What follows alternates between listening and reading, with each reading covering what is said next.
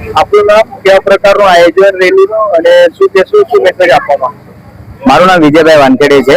આ પાંડેસરા વિસ્તાર આવેલ છે. પાંડેસરા વિસ્તાર નાગસેન નગરમાં. નાગસેન નગરમાં આપણે રમાભાઈ ચોક ભવન છે. ભવનમાંથી અમે બુદ્ધ વિહારમાં જવાના છીએ. બુદ્ધ વિહારની અંદરમાં અમે 110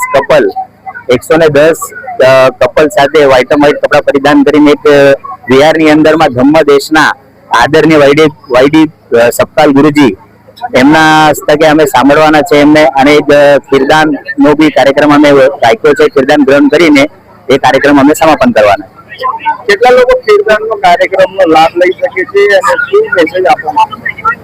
500 થી 600 લોકોનું કીર્તન છે. આટલા બધા લોકો લાભ લે છે. અને મેસેજ એ જ કે ભાઈ જે તથાગત ભગવાન બુદ્ધે શાંતિનો સંદેશ આપ્યો છે, બધાને કીધું છે કે ભાઈ આખા વિશ્વમાં શાંતિનો સંદેશ મોકલ્યો છે. એવી જ રીતે કે અમારી પણ એ જ પ્રાર્થના છે બધા લોકોને કે શાંતિ જાળવી રાખો અને એકબીજા જોડે પ્રેમ ભાવના રાખો. આ જ અમે મેસેજ આપવા માંગીએ છીએ. સમાજને જોડવા માટે શું મેસેજ આપો?